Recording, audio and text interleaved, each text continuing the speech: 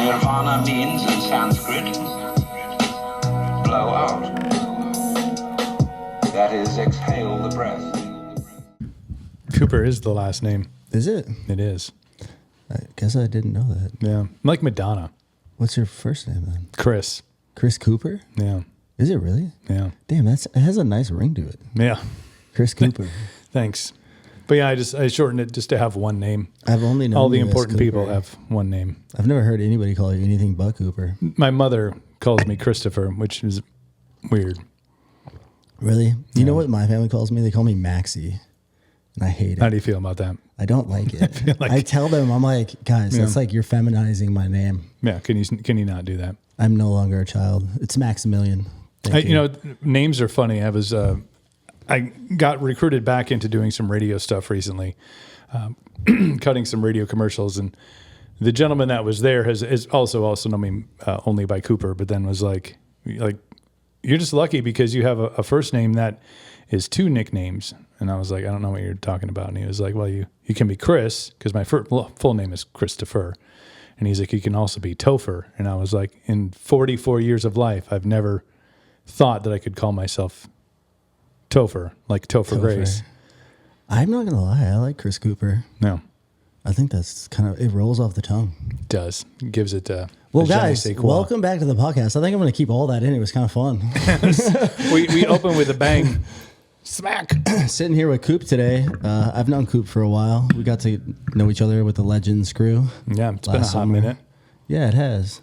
I was like, I need to get that voice in this studio for the fans. Yeah, it barely paid the bills for 20 years of my life, so it's pretty exciting. Yeah. Well, you want to tell the people just a little bit more about you, and then we can kind of break down into that? Yeah, so Wisconsinite, born and raised, mostly up here in the west central part of the state. Did spend some time down in the state's capital. It's actually where I got into my first career, which was radio. I was 19-ish, but feels like eons ago. It was eons ago. Yeah. What kind of year was that?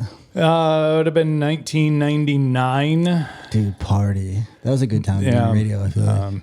It was, and it was great. It was a great time in radio. It was also kind of the start of the evolution of radio, or the de-evolution of radio, I guess.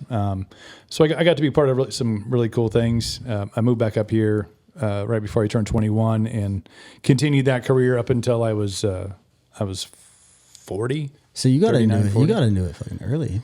Yeah, like I didn't have much of a purpose in life. Like I thought for a while I was going to go into the Marine Corps.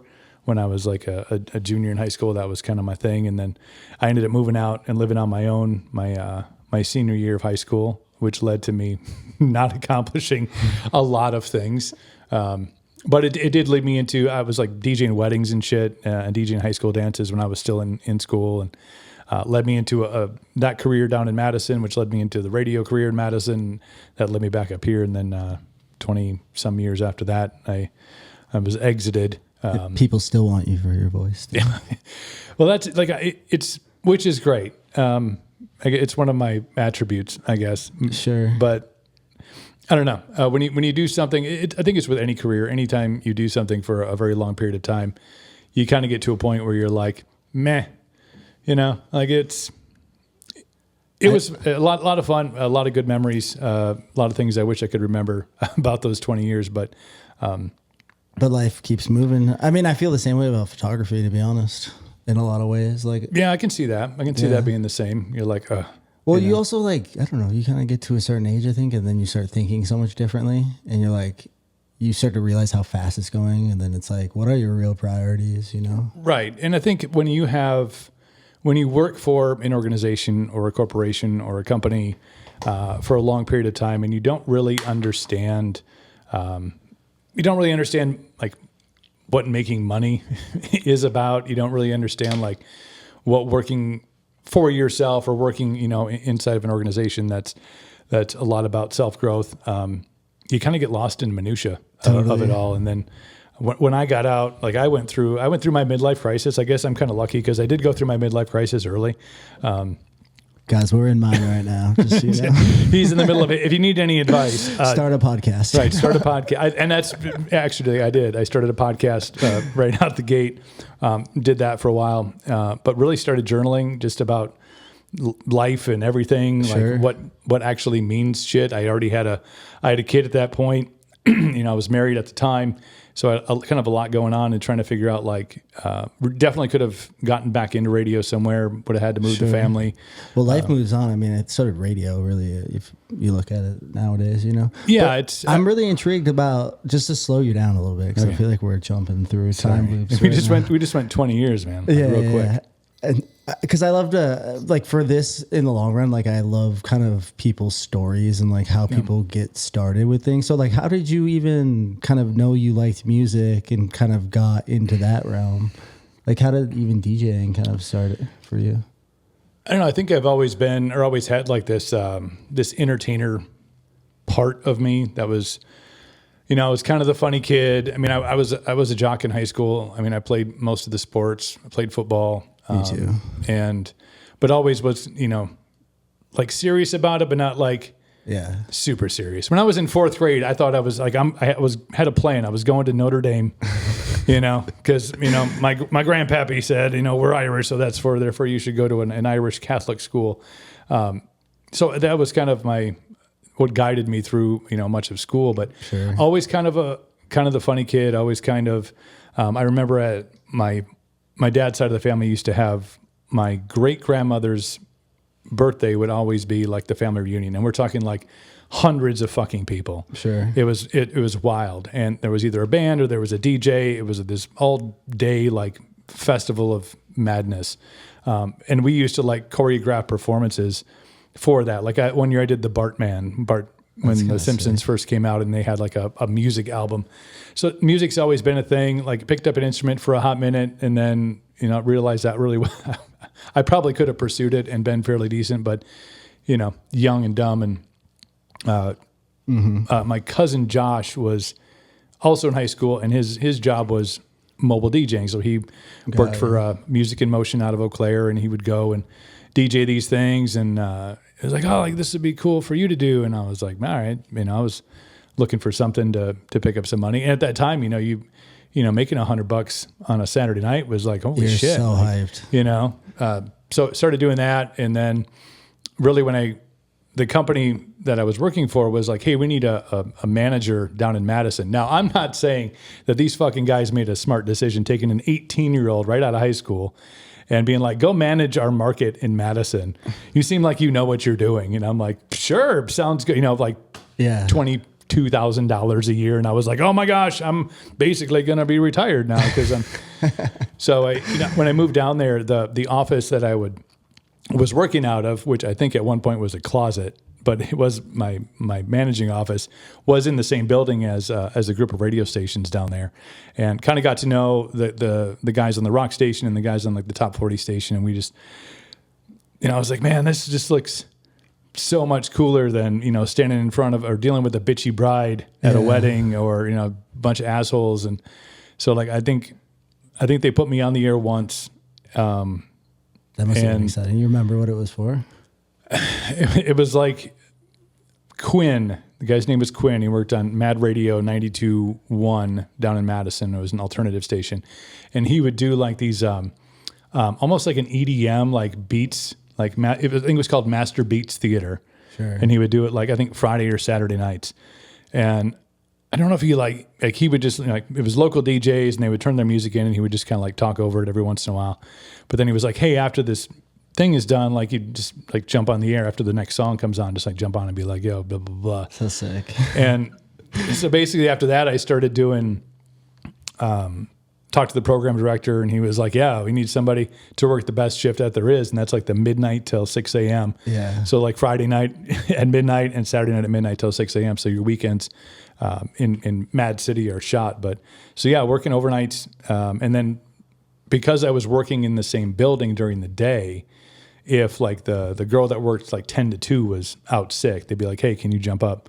After obviously I got a little bit of articulation in.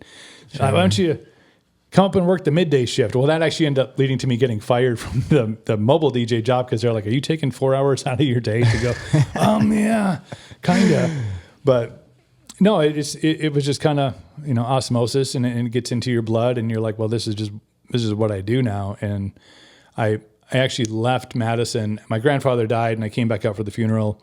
It was probably just before I was 21. And I was like, there was a lot going on. Aren't those the fucking best years though? Yeah. You're so hungry, but like also with like blind ambition. You're not quite There was sure a lot how of blind ambition, but also like I remember a moment of clarity when like I was 20 and we were partying like it was fucking 1999. Yeah. And I was like, I went to your birthday party. We both like to party. like you've been there, you know how I roll. But this was like, even before like you get into those 20s, and I'd been, having moved out when I was, still 17, I'd done the bar scene, I'd done all that, most of my senior year of high school. And then, I had a moment when I was like, man, if I don't get out of Madison, like it's going to fucking kill me. Really? I was going to say those years were peak gremlin for me. Like right before then, I was like such a little monster. Well, I think I had too much of a fear of like hard sustaining drugs at that time. So I was just like, I just can't drink all this booze. It's not good for my body. But I came back up here. I actually after my grandfather died, I lived with my grandmother for like 6 months and was selling shoes at JCPenney. If anybody bought shoes in like, that 6 month span in 2000 to 2001, I probably sold them to you. But then my grandmother came in. I was probably going into the mall stealing things. Probably. I probably would have just 2000 to 2005. Yeah. That's a window time, of like, I need these new kicks. JCPenney of, had the shiznit back then, but there's a window of petty crimes for sure. My grandmother came in and with like a newspaper clipping just to give you a relevance of time, and was like, I found a job opening at the big country radio station here. So I went in. Now this is like the heritage country station in the state. Like their tower is so big, like they are grandfathered in. You can't have a 100,000 watt radio tower anymore just because it's against FCC regulations. Yeah. They had one. They have been the big heritage dog and kind of old farmy schmarmy bullshit for forever. I went in and both ears pierced. I think I just bleached my hair like bright blonde. I was going through my M&M phase and like sat down with the program director who'd already been there for 30 some years. And he was like, yep, seems like a good idea. So I think I worked overnights on wax for almost a year, moved over and was working afternoons on I-94. So playing, all the hot screaming top 40 hits. I was an I-94 fan. Yeah. And then a year after that, it was a year after they launched 99.9 The Carp, which was the first ever active rock station in the market.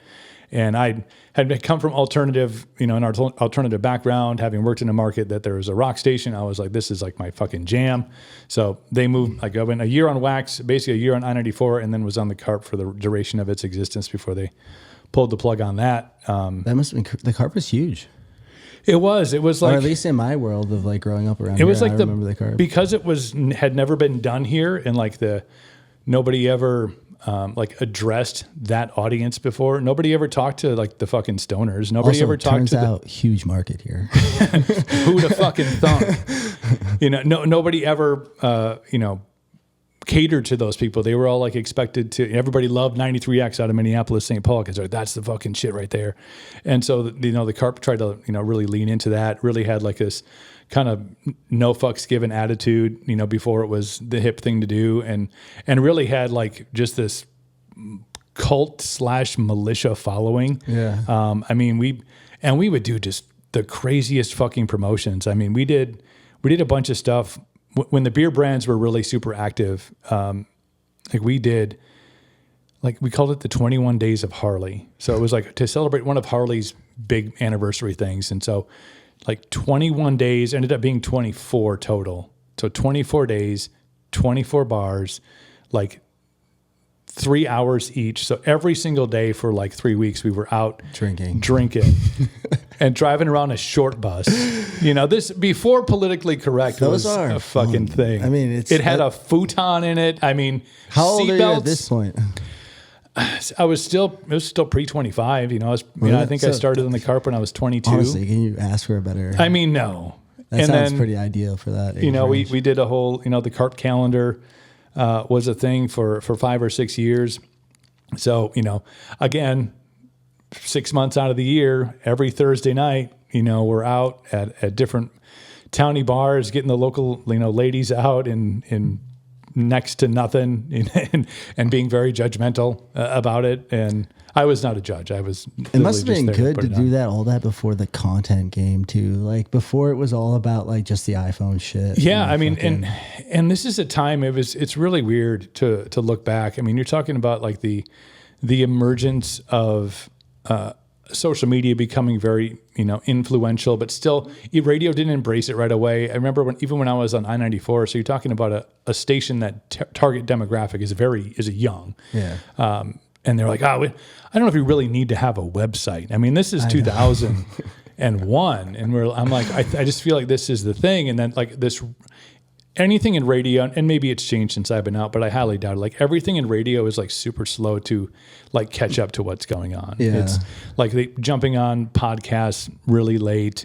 Now they're just like, we record the morning show, we put on a podcast. I'm like, well, that's not it. I mean, that's just the music industry in general. They all thought they had the monopoly. That's why they were like, no one's gonna get there. And then within a few years, it was like all of it changed. Yeah, and I still look at it now, and. To reference like the Morgan Wallen craze right now, like in association with TikTok or with like Instagram or Reels or things like that, like the dude has not only the number one album, all genres in the country, which means it's selling the most through all platforms, but like the top 15 songs. Yeah. And radio's playing one of them. And it's not even the one that's like being the most like articulately played on like on TikTok and stuff like that. So there's just like this slow kind of like we do things this way that, always kind of. Well, people just don't go there I mean, if you're trapped in a car with no Bluetooth and no other means, I feel like those are the people with the radio, or you're going to be in the demo that's going to be aged out in the next. You really are. And in a day and age where because like my dad is a radio guy. He'll jump on there, and he's got his favorite channels still. Yeah, and I'm not saying that I'm not a radio guy. I am more of a radio guy because in my Jeep, it doesn't have Bluetooth. It's just like I got a fucking auxiliary cord my phone in, and I'm like I'm just driving for like 15 minutes, so I'll either turn on gap fillers, and just listen and then I'll be mad about it because I'm like, God, this is so horrible, but. I always thought it was so weird how they didn't embrace podcasts. Like, cause it's like, you look at Stern and how successful Stern was. It's looking back at Stern now, like as someone who never like really listened to him at the time, I'm like, this is just a podcast. Yeah. No, the whole thing about radio, even in like morning radio where you are like allotted more time to talk about things like, okay, we have a break here and it's going to be 2 minutes. So in this 2 minutes, we have to get the call letters on. We have to make sure we identify which station people are listening to. And then we have to, if it's morning, you probably have to get the weather in. If you have some sort of promo going on, hey, make sure you're listening up at 4:30 this afternoon because we're going to be giving away tickets to see John Denver. You have to get that in. Then you have your content. So then that's when you would have your conversational break. If you're lucky enough to have a co-host or a news person or whatever, you could be like, oh, this story just came in off the top of the wire. And then you get about 45 seconds of banter, and then you are basically forced to find what they call the exit ramp. Sure. Like find the thing that, even if it's not, like usually you try to get out on like a funny, or get out on like a statement. And then you're like, boom, and then you go into commercial or you go into a song. But you have to be really good to be like, this is the out. Yeah. Or really well prepped. But the whole process of it in morning radio, and then even more so during the day, is in, out, and over. Yeah. Like get the call things in, get the promo in.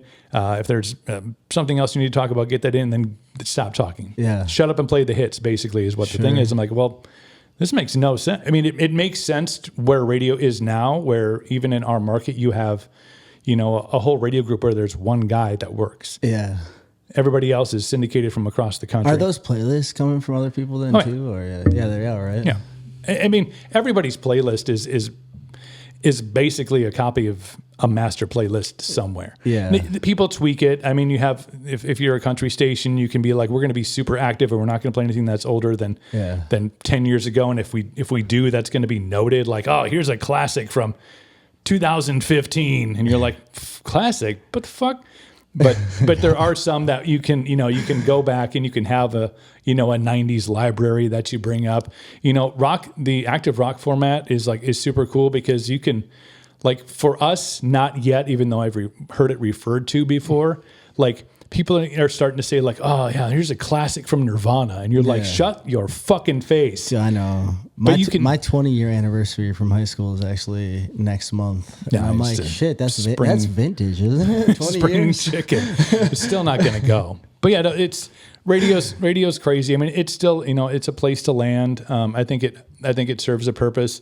If you can do radio the right way, you do it so local that you kind of become the volume one. Yeah. The voice of volume one. Well, I think you can definitely obviously cater and grow an audience that's there kind of for what you're putting on. I feel like the problem with radio maybe, and this is going back in time again, is I feel like they were so attached to, like, there's no time, there's like, people don't have an attention span. And then it turns out actually people really love music playlists that go on forever, but then they also like long format conversations and all these other things, Yeah, it was so ingrained. I mean, from 20 years of being in it, is you're almost, how can you say the most amount of things in the least amount of time with the least amount of words, which is, I'm bad at that, is how you get like unfactual things, and how you get like, how you if I was going to tell you, hey, there's a party on Friday at 6, and you'd be like, cool, and I just stopped talking, then you'd be like, where is it at? Do I got to fucking bring anything? Like, is this a dudes get together, or we bring a chick? Like, you were just so confined into what you could, say. And then then you just send them to the website, and like, there was not enough forward thought process of like, do you understand? Like, put yourself in the position of somebody who's like listening to the radio right now. And you can't, because people are in so many different, like, they're in their car. They never, sorry to cut you off. They never imagined this either. No. Like, where you could literally, it'd be cost effective to be able to do this just like in your living room. Right. So you can just sit down and have conversations and talk shit. Because this sounds pretty good. Yeah. And but everybody thought like radio was like this big monstrous machine. Like, oh, look at these microphones. No, it's like, yeah, dude, like Amazon, they'll be here in 3 days. Yeah. Yeah. The Rode Procaster is, the boards that we used to have in radio were the size of this fucking table. I know. And less easy to use. I know. So I don't know anything about this board. Help me, guys. You got a couple of volume buttons here. You got some hotkeys. You can put some sound effects on. Check this out. Yeah, do the. Yeah. Oh yeah. This is like radio voice shit right here. Yeah, dog. we're at XM 100. I feel like I could be in a different. How's that barbecue? Format. Tell me about that barbecue shop you got. Or it's like a horror movie thing. It's fun. You can vocal changing. You can tweak it so much. Like, I'm bad because I don't know how to set it just up. One microphone, but like there I am as a robot, Oh, that's cool. Welcome, guys. I'm from Mars.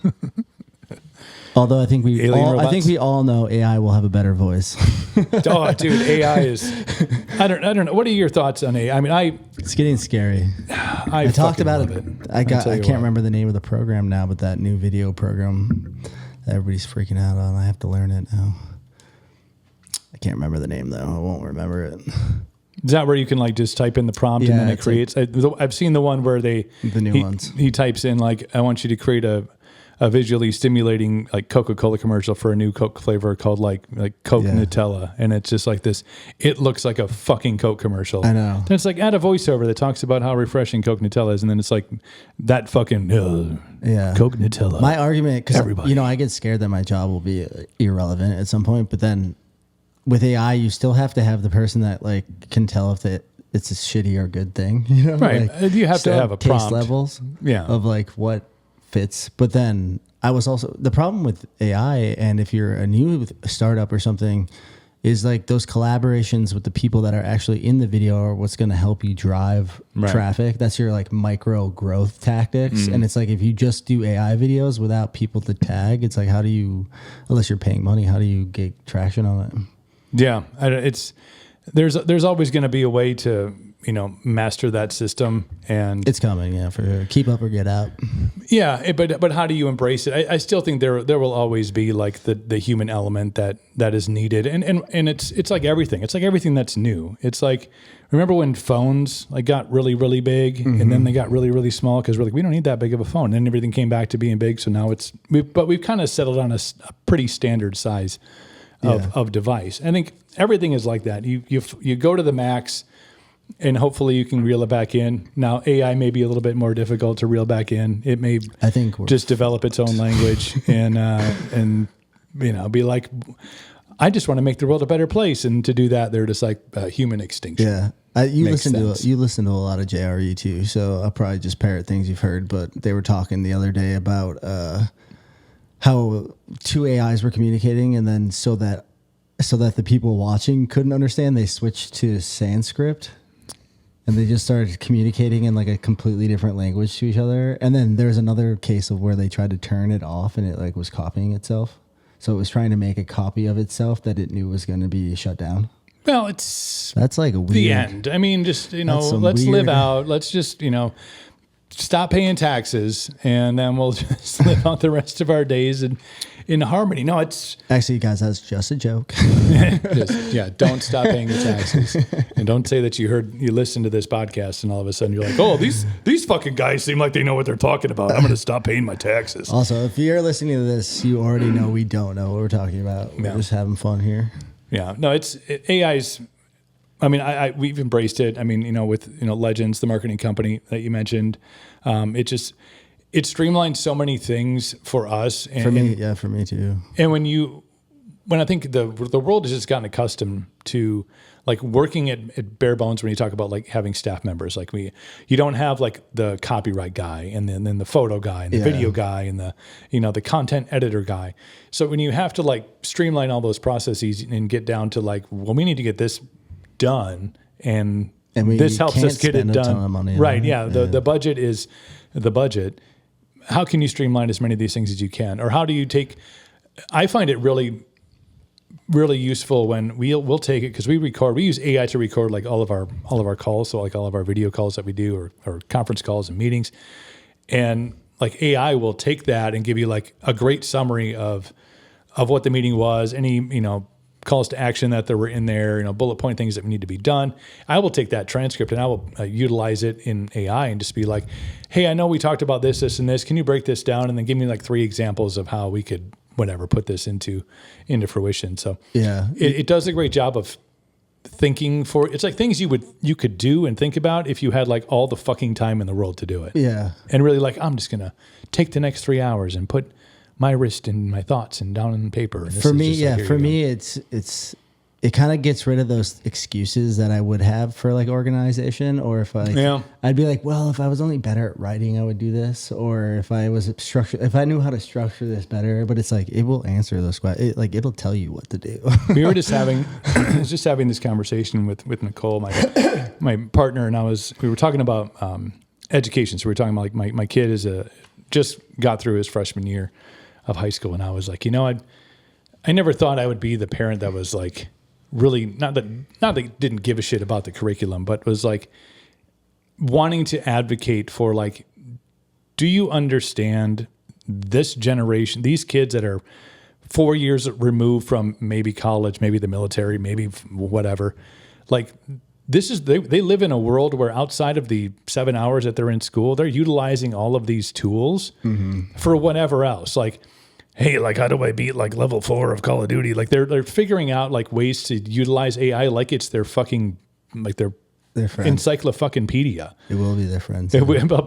Pretty. Let me tell you, there's some shit out there I've heard, but how are we not like as an educational system being like, hey, you need to embrace the fact that these are the tools, because what they're teaching them right now, and maybe this was on JRE, maybe this was on something else, is what you're teaching them right now is memorization.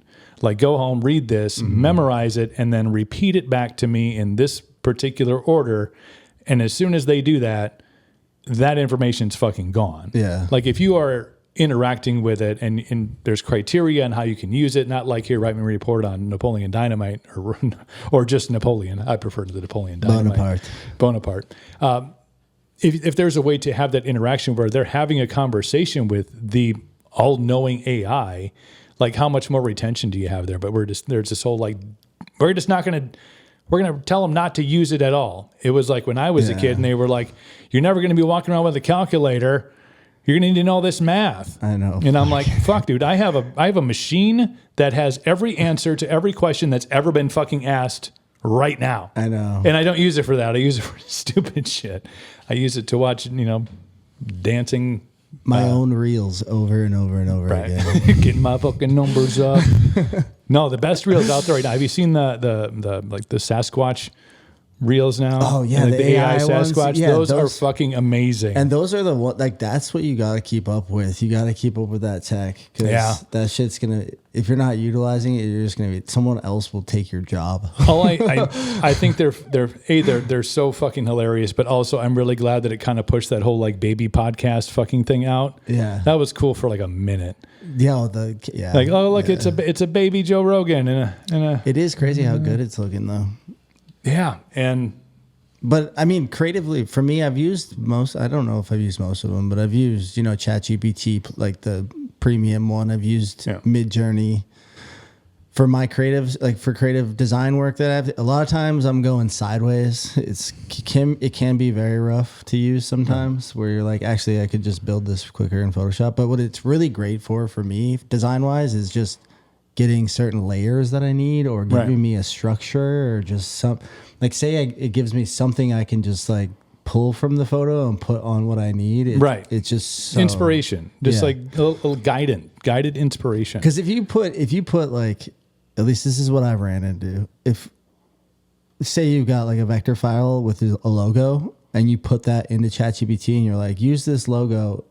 Yeah, give me a couple options. You're going to get like 3 different options, but the logo is going to be a little different on everyone. It doesn't keep it the same. Yeah, I'm always like, remember this logo and use this on everything. We just, Nicole just launched her, or just not launched, she expanded out and we opened her own Eastern Healing Center. And I was like, man, on all the top of all the shit I have going on, like sitting down in Canva or sitting down in Adobe and like creating new graphics, like, because it's 3 classes a week and it's all these specialty things and massage. And I was like, let me just start feeding the old Chatsky. And here, use this logo every time. And every time there's a lotus flower on it. Sometimes it's not a lotus flower. Yeah. Sometimes it's like, I don't know, it looks like. Or you want to really fool it, just tell it, hey, I really love this design, but make it blue instead, and it'll give you a whole new thing. Yeah, it's like, what are you doing? No. Yeah, for Captain Coop's, like I've used it because I to creatively like come up with like retro old looking like pirate, like vintage pirate shit. Like I don't have the talent or the time to do it, or the financial means to like outsource that shit. I love the ones you do. I'm just like, create me like but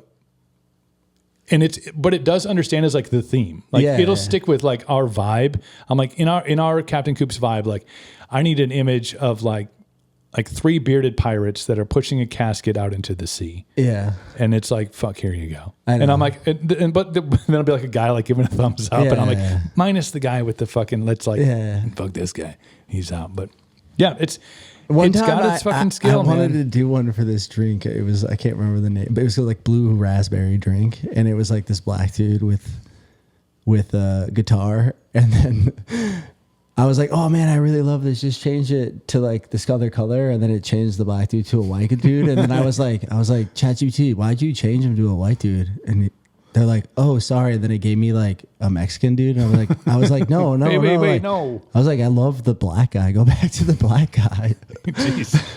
Jeez, Chad, do we need to go through some of that training? But it's still, even with all of that nonsense, I still manage to save time with it. Yeah, and it's a real time saver. And I think if you utilize it like that, obviously there's people that, I mean, you can start a business with it. I mean, if you can design a website with it, you can create like the adaptation of a logo if you're looking. I mean, there's so many things you can do with it. It really is limitless, and it does keep on getting better and better.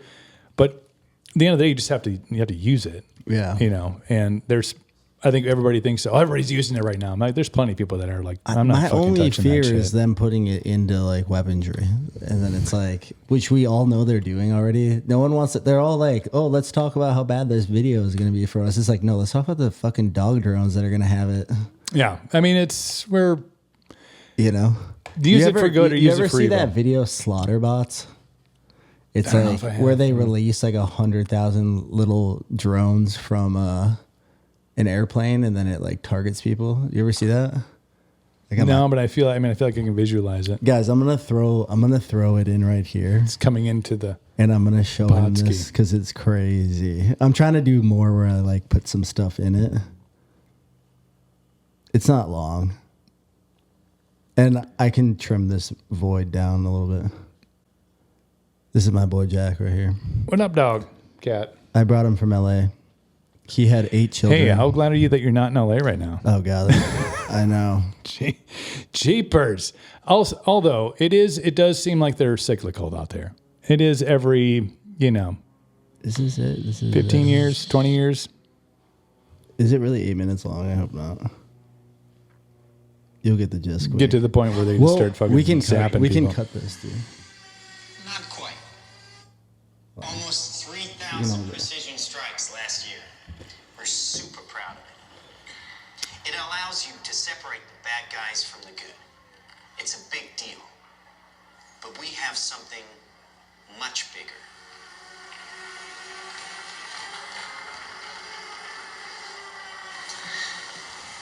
Your kids probably have one of these, right?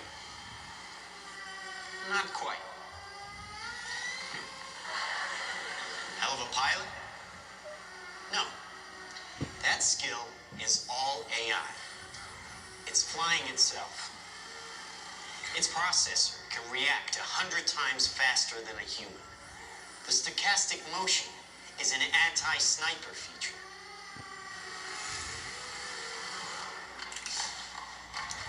Just like any mobile device these days, it has cameras and sensors, and just like your phones and social media apps, it does facial recognition. Inside here is 3 grams of shaped explosive. This is how it works.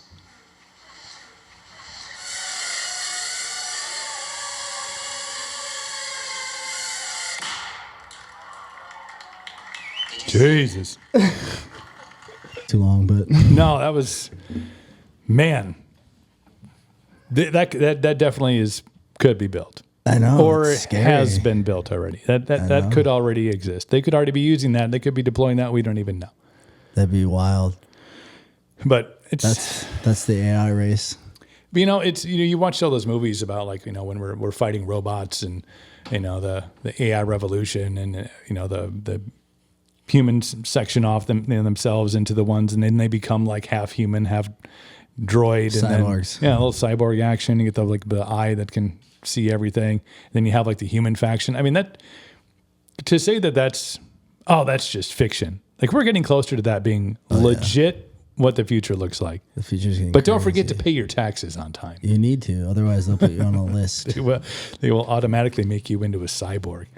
But no, it's scary. But I think you have to kind of like utilize the tools that you have right now. And it's like, man, well, here's where we are, and I'm sure there'll be plenty of combatants to the AI revolution that will all wish Yeah. we were a part of at some point. Did you hear about how they just signed? I can't remember who the artist was, but they just signed like the first AI music artist to like a label. I can't remember who it was. Twista or someone did it. Yeah, Someone in that world. I mean, it's it started with beats that weren't real beats, and now it's then it was auto tune, and now we don't even need the person. I mean, you probably need somebody to. Yeah, you probably don't even need somebody to write the lyrics. You could just be like, write me a song. Yeah. But you have to have a manager? I don't know. I think don't know. it depends. I still feel like they're kind of lacking something about the human spirit that Yeah. comes through in music. That Yeah, like, I mean, I look at there was a big EDM fest here last weekend in the area, Force Field, let's go. Forest Field, and I was like, Shout out Antic Studios. You guys fucking crushed that. and Marshmallow was there. That's really the only one I knew. But I think when you look at that, you look at a thing that could be done without a human. You could put on that entire show. I mean, not like physically put it. You could have Marshmallow's going to be here. Those and you sets, literally couldn't. You could hit play in those DJs. Like you could just have someone going. Absolutely. And how much of that is actually being, I don't know, pre-produced? I don't know. I think a lot of it is, dude. But I Those think suits don't really work, dude. You know, if you can take that out, you know, but taking that human element out, like that, you know, that person isn't behind there, that energy isn't behind there. Like, does it still resonate the same with the audience? I mean, I guess it probably depends what kind of condition the audience is in. If they're just like, you know, in a transical state of just feeling the beats. But yeah, I mean, think it's wild. Does because you look at bands even like Slipknot, where like they become these like demon-like characters, where it's like maybe you just need some type of like if those video projections were of like a character that they had built up over time or something, so you're watching some kind of they brought how many artists have they brought back from the dead? They're like, it's the hologram Tupac tour. I'm ready to see that, by the way. And I just imagine how great. I mean, it's going to as time passes, the more real that's going to look. Like it'll be, and to out talk, you know, our generation. Like they could bring fucking Elvis Presley back. Yeah, you know, and young Elvis, young, thin, spry. You know, real vocally strong. Still, they're gonna try. I mean, you just got to get the the Presley estate behind it, but all that shit's possible now. Enough money. Yeah, if you think it's cool, I mean. Great. I mean, as long as you're not attacking, as long as Elvis doesn't all of a sudden become like I think assassin droid. Creatively, it's amazing. It's just like all the other things about it manipulating us. That's kind of scary. Yeah. I mean, if you think about like the origin of AI has to come from, a human element. It starts there, but then you give it the capabilities to do things that humans are incapable of doing, thinking that fast, processing that fast, not being tired. It's the same sadness I had watching, Top Gun Maverick. It's like, oh man, if you watch the original Top Gun and you loved the F-14 fighter pilots and you're just like, man, this is just cool shit. And how many people that inspired to go and join the fucking, Naval Academy to fly those planes. And now you're like, man, the thought of like, you don't fucking need to have a pilot. You don't need to have somebody that is going to be tired or has a bad day, or his wife texts him and is like pissed. They're going to underperform the AI. Yeah, you're always going to underperform it. Because you always need someone who can fly, I think. But they're, like the commercial aspect of it, no. It'll all just be automated. Yeah, I think that's the next step. And then because they're doing that already in China and I think the US, like they have AI aircraft that outperform all pilots now. Yeah, and they have. I think it was on Rogan too. They were talking about the ports in China that is Saint Rogan. Oh, no, Joe Rogan. But they have there's ports that are fully there's a maintenance guy that's a human and everything else is run by AI. It's all screens. They talk to one another. Everything is super efficient. The count is never wrong. You never have somebody on the line counting dog bowls and like, 22. So I mean that shit's coming. And the next phase, if pilots in combat situations can be replaced. Sorry, someone's coming in. Oh, hello. Then I think you're probably 10 years away from commercial airlines. Mm-hmm. Maybe not being unmanned, but probably being piloted by AI. They'll just be sitting up there watching it all. Yeah, they'll just be like, you know what we should do? Bring back smoking on planes. Cindy, give me another cocktail. I think my limit is 3 while I'm just observing the AI just in case something happens. But no one needs to know. But semi trucks too. I mean, Elon's got the old the semi fleet that is manless. And yeah, I think the hump there is the battery though. We'll see what they do. They end up getting because right now it's like percentage of miles per pound. It's like doesn't even match what like combustion engines do. Yeah, and I don't think it's maybe not an our lifetime thing. I think if you're a truck driver, and I have lots of them in my family, I don't think you're, should be too worried right now, especially in the Midwest. Shit, if anything, becoming a truck driver is a solid career these days, and pays really well. Yeah, that's what I mean. If you like to drive, if you live in this area and you want to make like $100K a year, it's like, dude, get a rig. For real. But yeah, technology's ever evolving, and to kind of flash back to what it was in radio, it's the same thing. I mean, you lose the human element but there's not enough outcry for the human element to be reintroduced that you're like, okay.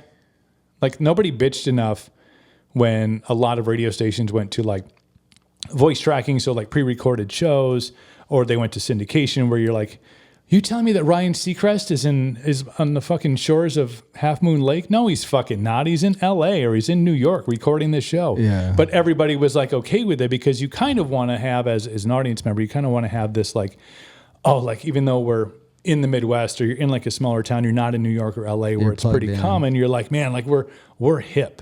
Like we're, it's like having, you know, if you had MTV as a kid, you were like super plugged in because you got to see the music video, the song you heard on the radio, but nobody complained enough to be like, oh, I wish we had I wish it was Tom from, Chippewa that was still doing the radio stuff because Tom knew that the girls softball team was going to state and Tom knew that, the dairy's closing down out there and he was out there helping out. So, we've, I don't want to say we brought this on ourselves, but we're definitely not like, sure. Well, it's so hard these days because the internet offers such a wide variety of content that it's like to gain like a large following. Like the thing about the local radio and shit is like there wasn't really much else to listen to, so like people would tune in. Now it's like there's so many different demographics that it's like you really have to kind of find your little carve, at least that what fits your person, because I feel like that whole thing now is it's all personal branding stuff that works. Yeah, 1,000%. I think you can never have a station that's eclectic enough to fit you perfectly, but you can make one. Yeah, you can let your algorithm and your Spotify playlist. You can just be like, man, I'm going to go from listening to Whiskey Myers to listening to fucking Tupac to listening to Slipknot, whatever like floats your boat, and you could listen to all those songs back to back to back. You're never going to get that on radio, and even if it's genre specific, like you can be like, I want to listen to rock music, and you'll hear something that's like 30 Seconds to Mars or something that's super light alternative, and be like, this isn't what I fucking want to hear. Yeah. Or you'll be like, I don't want to listen to Stone Temple Pilots. This is old music. So I think the internet and music has found a way to like you cater to what you want, and it's led to a fuck ton of discovery, which is super cool. Yeah, I think I discovered more bands that I really, really liked after I got out of radio than when I was in it for 20 years. I was gonna say there's probably a lot of humps too because you can't really play whatever you want because it's like licensing and all of that stuff too, right? I mean, I don't really know much about it. Yeah, I mean, there's not like there are rules, but they're really not in a market like our size. It's not necessarily followed. Like we would have like independent artists. Basically, they were either self-producing their own records, distributing their own stuff, doing their own radio PR stuff, or working with like an independent guy who just worked with independents, and he'd be like, hey, here's these, and some of the like, I don't want to say most talented, but some of the like hardest working, baddest fucking bands I've ever met were those guys. Yeah, they're like, we know they have the desire to be the headliner, to be the fucking 11 p.m. at Rockfest. They're like, that's where we want to be. Yeah. But there's definitely a golden gate. There's definitely a passage that is really tough for bands who do it that day, who do it that way, who do fucking 200 dates a year all over the country, and they travel in vans, and they're always fucking breaking down. The ones that own their own themselves. shit in. Yeah, and there's a freedom in that. I think when you own your music and you make most of the money that way. Because other the labels, man, those labels. Yeah, distribution's tough. I mean, Spotify isn't paying shit. No, I mean, no like digital music platform is paying shit. So hey guys, shout out! I made 35 cents on Instagram last month. This is a fucking guy. 35 cents. Let's go. All right, but it's such a tough. You really have to love it. And the thing I learned about a lot of these bands is you'd see them come through because they would go to places, they would get a following, and they knew they could go to, and they could book a show. They could probably sell a couple $100 worth of merch that night, some CDs, and their next song would get played. But you would see them come through, the original lineup. And then like a year, 2 years later, they come back and it's, they got a different bass player. Yeah. And they come back again, they got a different drummer. And they come back again and it's just the lead singer that's left. And you're like, some of these guys are just like, and I'm still friends with a lot of them. And they're like, the dudes are off fucking working construction. They're off they're like, I fucking love playing music, but man, you have no life. You don't get to have a girl. You don't get to have a kid. You don't get to do all this. You don't get to have like, hey, let's go spend the weekend at the lake. You're like, fuck, I'm playing a show fucking Wednesday, Thursday, Friday, Saturday, and doing an acoustic show at a fucking rock station at 6 a.m. on Monday. That's just the life, and a lot of people can't handle that. So, but as they, longevity will get you far, but monetarily, man, it's just tough. Then they found different ways. I mean, they're fucking doing podcasts, and they're doing other outreach. They're doing Patreon shit. They're like, hey, man, or VIP meet and greets. Like, hey, come and hang with the band and go fucking mini golfing. Like, that's people always, if you see a band that's doing that, that's not like a huge head. If you ever see a fucking headlining band do that, tell them to fuck the fuck right off, because they're fucking fine. Five Finger Death Punch is just fine. They don't need your $500 VIP. There's a lot of levels to it.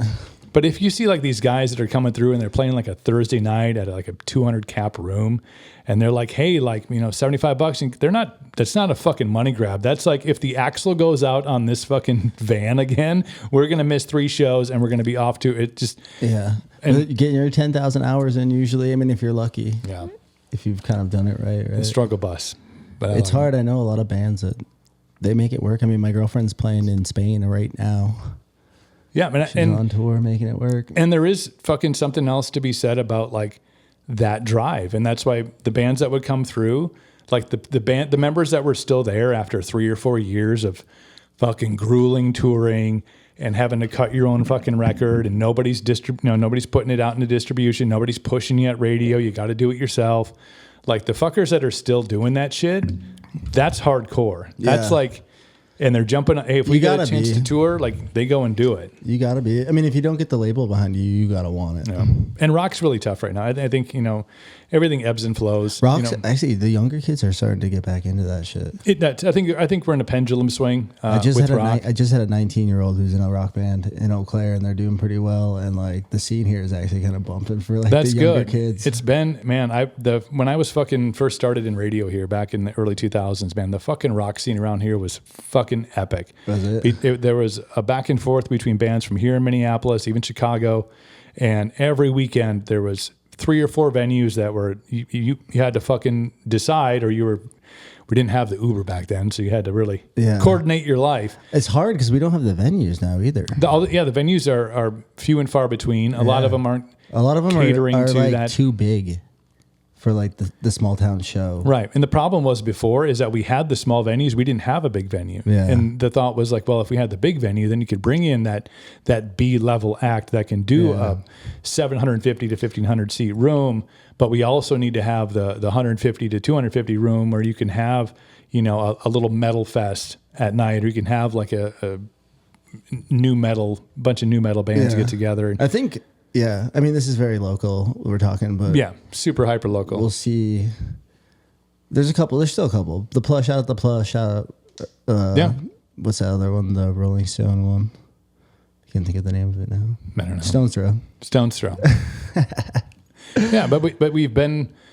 I got to see the evolution of an area that didn't have. I mean, outside of music festivals, fucking summer. There's one every weekend, basically. They're blowing up now. Yeah. Between fairs and festivals, there's music to see every weekend. Just got my Rockfest band. Yeah, I saw that. But I think we never had that those rooms that we have now, and nobody asked for my personal opinion if I think they're being utilized correctly, if they're being put to, if the right things are being brought in. And I get it. It's a fucking challenge to route.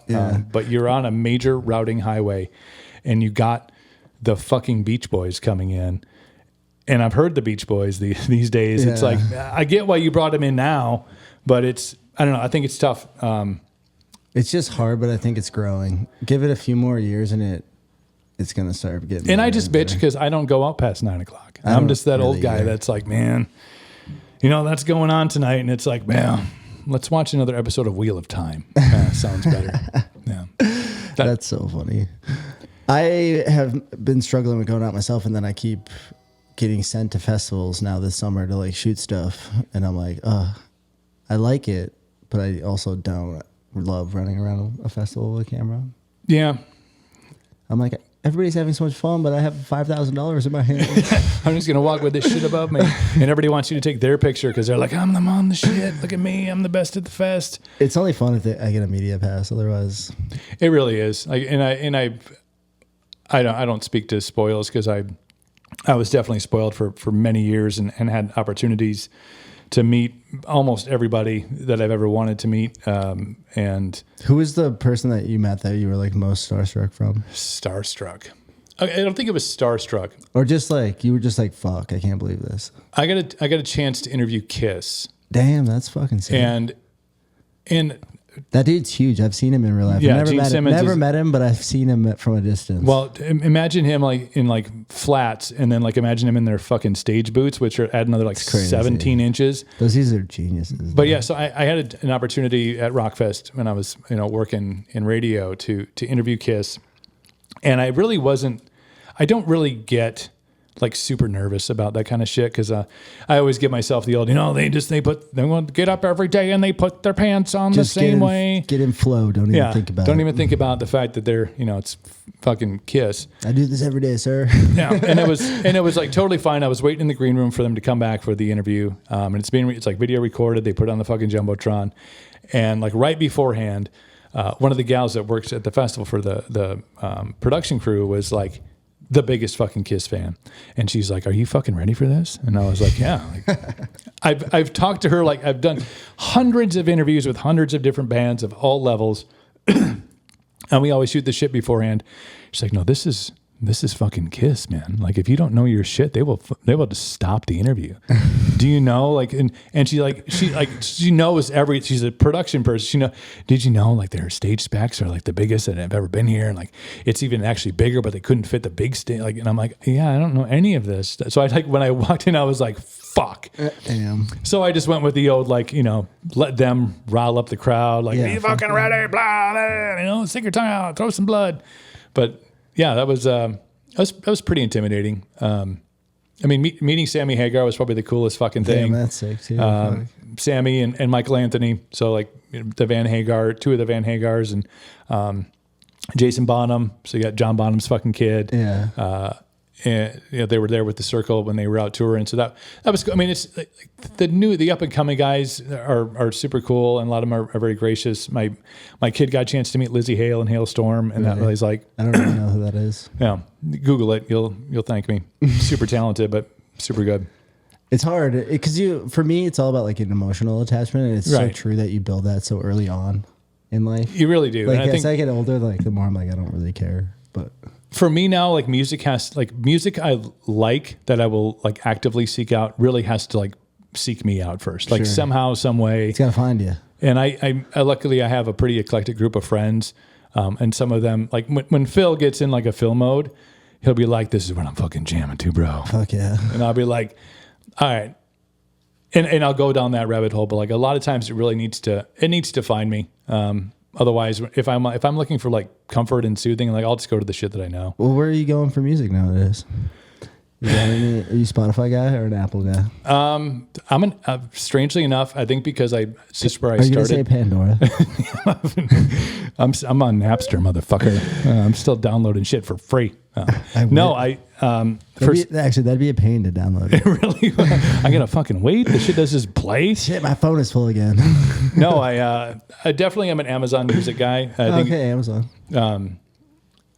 only because it's the paid subscription that I have is Sure. like Amazon Unlimited.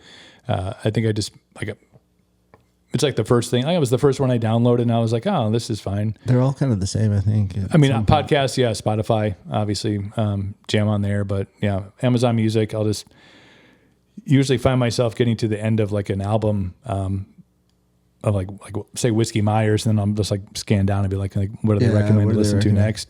That's where Spotify gets it right, man. Fuck. Yeah, They're so good at I do recommending think me songs. I do think that Spotify definitely has that like the discovery thing. I got on it figured really out. early. I think my first playlist is from like 2016. on Damn, there. yeah. I got 77 playlists on there. I think I'm just old and crotchety. Like I'm like I know that's the right one to be on, but I'm just like I'm not learning a new It's system. like me and TikTok, dude. Yeah, I'm just not. You're just not going to Literally, do it. everybody's like, "What about TikTok?" And I'm like, "Fuck, I'm still not on it." Again, that I was the same way. Like I was on it like in the beginning, and then I think everybody was like everybody thought, oh, you just get on now. If you get on it, like you just get big, and that phase kind of went by, and I didn't really activate on it. And then I went back just for the brands. It's still, I mean, they got the fucking algorithm figured out. It's They also- can read your fucking mind. Habit loops, man. You know, if anybody ever's like, hey, I believe this is in my algorithm, it's their algorithm. It's their fucking fault that it's in there. Yeah. But, yeah, I definitely.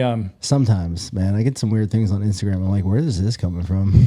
I think that's the AI, man. I think it's China. They're like, throw them a little bit of this, see if he fucking bites. You know what I think? I think we're all living in the fucking Matrix, and they're just throwing ones and zeros down at you, and they're like, we can get tinfoil Hattie on this podcast. Dude. we really could. Well, what is it? Fucking Neil deGrasse Tyson said there's a better chance that we live in some sort of simulated program than there is that we don't. Yeah. Like the universe expansion is like to think that where we are with AI. Yeah. And how we are in like, Oculus and all the other, the virtual reality Odds are someone it's did it like before that, us. but imagine a billion fucking years of technology and tell me we can't figure out like, we'll make it. Not even that, dude. 10 years. I'm telling you. Yeah. Those quantum, you know anything about these quantum computers they're building? Only what I learned on They Joe have this Rogan. quantum, they talk about, this is where I get all my information, just so you know. My news feed is Joe Rogan. But yeah, they have quantum computers that essentially now they're saying it's like proof that we live in multiple dimensions, because the only way that we can compute it that fast is if it was running through multiple time layers. Like, it's really wild stuff. I don't not believe anything. I don't not believe that there are multiverses. I don't not believe that time is lateral and not parallel. That everything is happening at one. Like, time's weird, man. It is a weird thing. It's weird because time isn't like and this is like Nicole and I get into these conversations. illusion. We have some of those D9 drinks and we're just like, I know. like who thinks that time is real? Like humans are the only thing that understand or believe that time is a thing. Yeah. That's just us. Animals don't think it. The universe doesn't think it. It's been around for a gajillion years, and we're like, and I gotta wait fucking 20 minutes for this fucking latte. Yeah. Like, bro. So yeah, we could definitely go tinfoil Hattie on stuff, and I get tripped out on time because it's such a.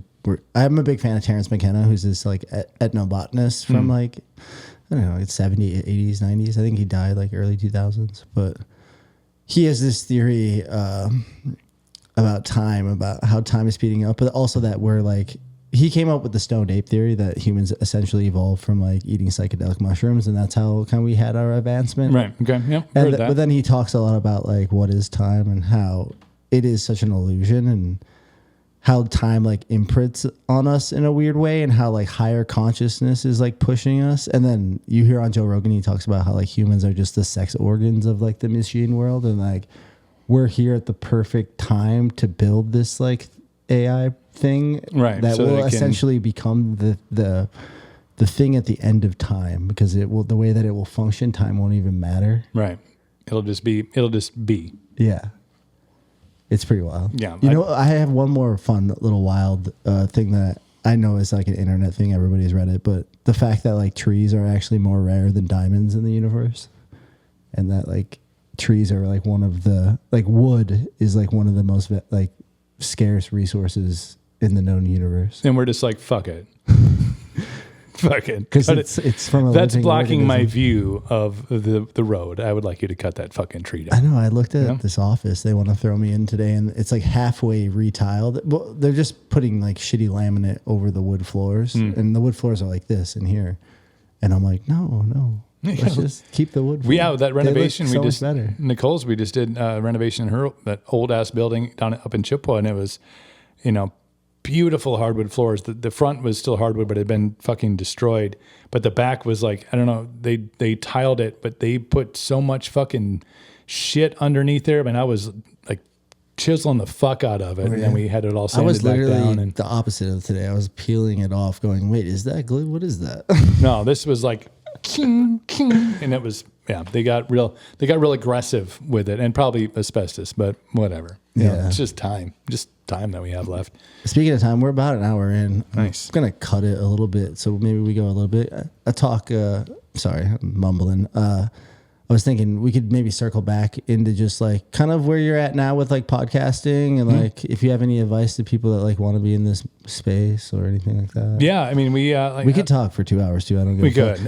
I could go into like what's it like being a dad. What's it like? That's a whole other fucking. Let me tell you some stories. Let me give you my advice on that. No, I think you know, I got into podcasting right out of radio. It was like that's the natural thing. You know, made the investment in the equipment and just knew I had an arsenal of people that I wanted to have the ability that I didn't have when I was in radio, because I'd interviewed so many fucking bands and so many artists and so many talented people, but you get 3 minutes, you know, or you get 2-3 minute breaks. And most of that is not necessarily about like the origin story or like, hey man, like you asked me, like, when did music become like part of your fucking arsenal? Or when did it call to you? Like, I want to do this. So I think that the natural next step for me was to start the podcast. I had it for a couple of years. It's called Welcome to Cooperville. I think it's still somewhere on the interwebs.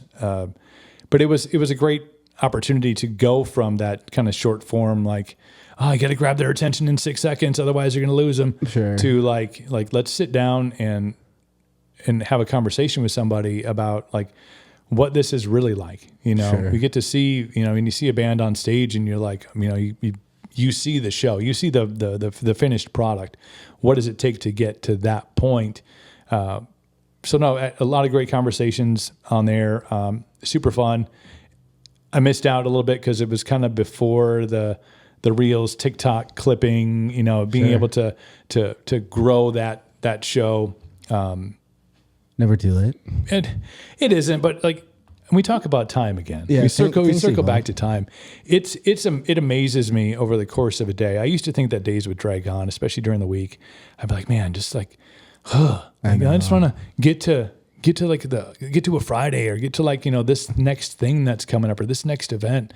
And now like, I feel like I wake up in the morning and I'm like a super regimented person, especially during the week. You know, it's get up and I make my coffee and I get my workout in and I fucking, if during the school year, you know, get my kid up, make him breakfast, make sure he's fucking off to school, get my shit ready, get Nicole out of the house, or not out of the house, but get her, you know, where she needs to be, and then get myself to the office and handle business there. And then it's like, fuck, like the day's over. So, yeah.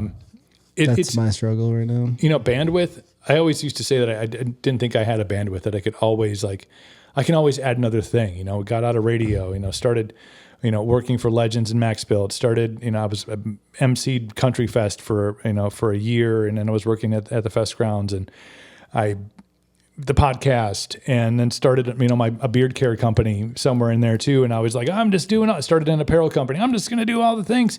And like, I think maybe it's age, maybe it's just like prioritizing, you know, some mental clarity is like, what is like super fucking duper important to me. Yeah. And we recently made the announcement that we're closing Captain Coop's. We opened a retail store.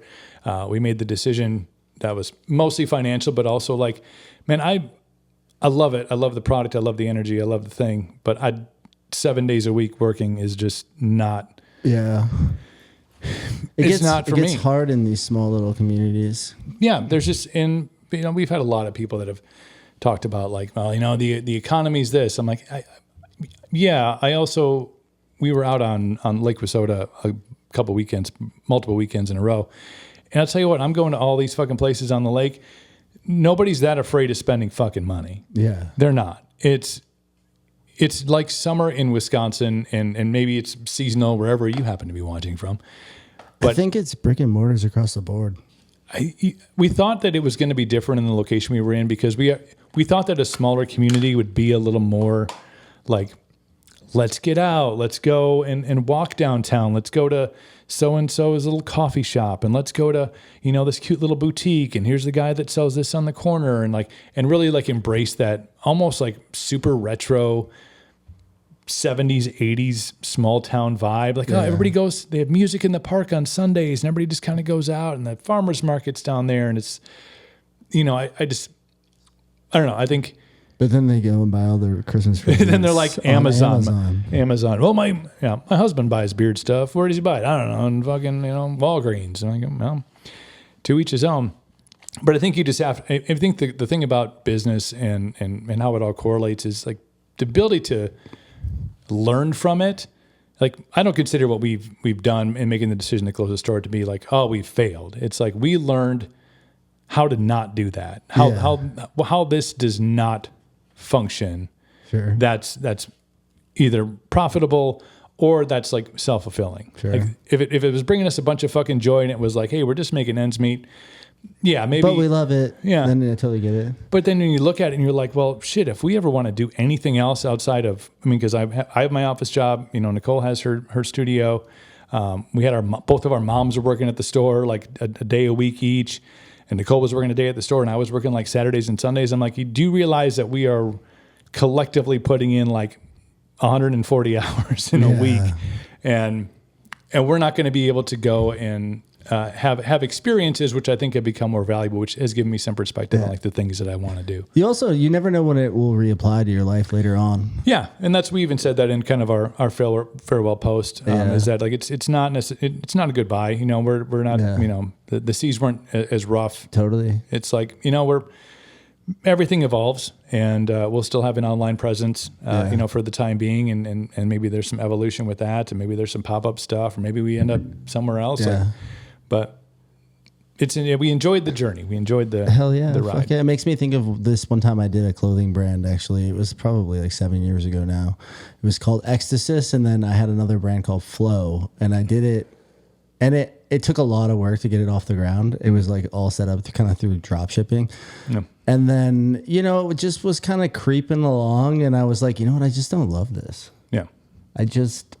I could, but I just don't. But then now years later, like that whole line is kind of coming back out and it's like showing that it's like reapplying to new things that I have to do. Right. I'm like, well, yeah, I know how to do all this because I did that. Yeah. Sometimes you're not passionate about something in that moment. You're like, this doesn't fulfill me at this time. And then maybe it will tomorrow. Maybe it will in 10 years. Like you just kind of have to react to the feelings that you have about something and really value the time that you have. Again, we're back on time being real. But if you don't have that, I gotta get you in here and we're gonna have to smoke one and just talk about some. Listen to some fucking Pink Floyd. I'll tell you about time, motherfuckers. No, I think perspective is. I have a 15-year-old who's incredibly active. Who must be fucking wild. Well, it's a layered. Now it's like a layered process. Have a 15-year-old. Yeah, 15-year-old who's just got through. Which is a lot different from like a baby. Right. It's different from a baby. It's different from a toddler. It's like being on the verge of, I don't want to say manhood because that's not it. It's definitely not it. It's being on the verge of like this. To manhood, right. Actually, I approached it, I think 40-ish was when I like finally like, oh, maybe. But I still have my moments where I'm like, I'm fucking 22. I don't give a fuck.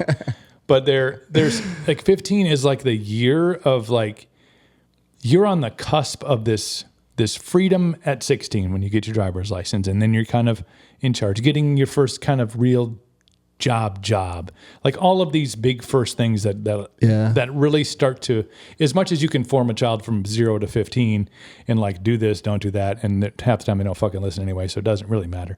But then this is like now you're going to be under your own care, under your own responsibility to some extent.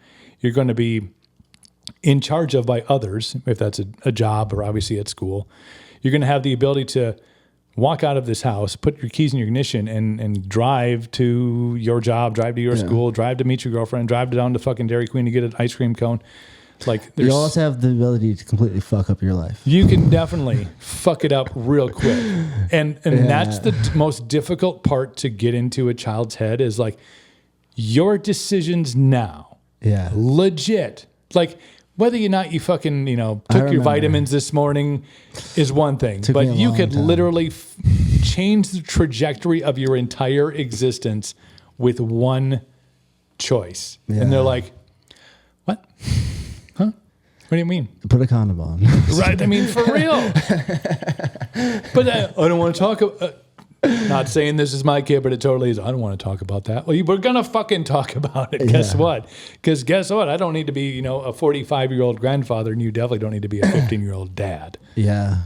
Because let me tell you what you're not prepared for. I was 30 when I became a dad, and I was not ready for it. So, Fuck, man, I was 30 when I was really just starting to head down a fucking crazy path. well, I think my trajectory was taking me there, and the universe was like, slap, bitch. No, same. I mean, really, my life kind of went into a pretty weird direction after that. It was much needed. I mean, I grew up, you know, my story is moved to New York City in my 20s. Man, you can get that can put you on the path. Yeah, you can get on a lot of different. I got lucky with a good mentor, so I was never too far off the path. Like he kept me up, but he was also a partier. So then it's like habit based too. You know, you hang out with someone for 6 years, you pick up some bad habits if they have bad habits. Yeah, hopefully some of their good ones too, but yeah, they're all gonna have bad ones. But yeah, it's just life, bro. Oh, but yeah, let's do fucking part 2 sometime. I would love to. One more question before you get out of here. Have you ever put any thought into doing some kind of like a live podcast? You know, I did one for a while, 2020. The worst year. The worst. Theoretically, it should have been the best year because nobody's fucking doing anything else. I mean, there were people who were doing shit. Just there was not a lot of options. You know, people were on their phones and kids were on their fucking phones, and so yeah, I started doing. Well, that's the pandemic, isn't it? Yeah, 2020. I guess it was a lot freer here. Yeah. Yeah, I hadn't moved back here yet in 2020. I was like 10 p.m. locked in my house. Yeah. Well, I don't. Yeah, fuck them. Just kind of did what we wanted. But I thought there was an audience for it, and not that it wasn't like politically based or anything, but it was definitely about like understanding, you know, your ability to be and ability to do what you need to do as like a human entity, and had guests on. Yeah. But did you do it in front of live people? Not in front of live people. Oh, no, so I streamed it live. So yeah, so there was. No, I mean like live people. No, like a 2-hour show where you do. I'm kind of pitching something at you too. All right. It's an idea that I've talked about it a little bit on the podcast. But have you ever seen Kill Tony? I have. And you know, it's fucking hilarious. A 2-hour podcast. Yeah. He's got like a theme to it all, but it's comedian based. Right. They bring on different comedians. I think it'd be fun to find a cool little crew to do something live here in town, but then maybe we bring on like artist features where you do like some 20 minutes of talking and then it's like, hey, this band's going to come in and play. That'd be fucking rad, dude. 3 songs and then come back. And then you could also think of like viral things to throw in there where you pull people from the crowd and you're like, okay, you're going to do this TikTok challenge or some shit. No, I love that. That's fucking, just there's something to do. I don't know. Maybe it's not. I think there's the best podcast to talk about my ideas on here. No, I think there's always the ability to do really cool shit, and it's I think where the blockage comes in is the same thing that everybody thinks is like, God, fuck, like it's either the effort or it's like the like, man, what if it just sucks? And I think if you can get past the fact that it might suck, especially it might suck at first, and that's okay. Yeah. And you just do it. Like, yeah. I think if you build something cool, like people will gravitate towards it. You know, obviously you can.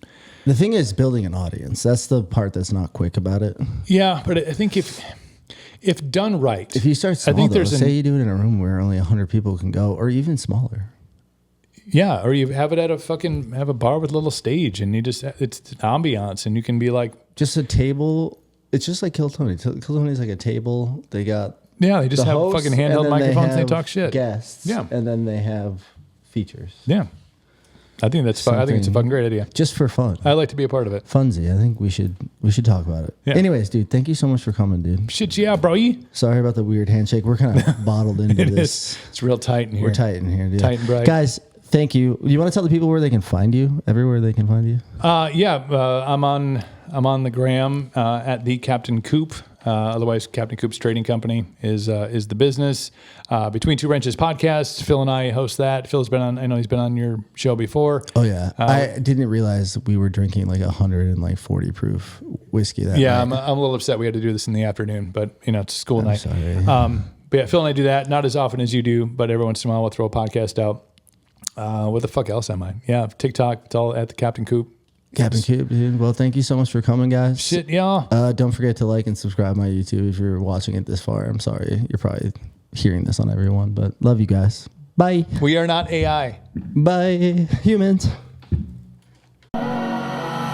Nirvana means in Sanskrit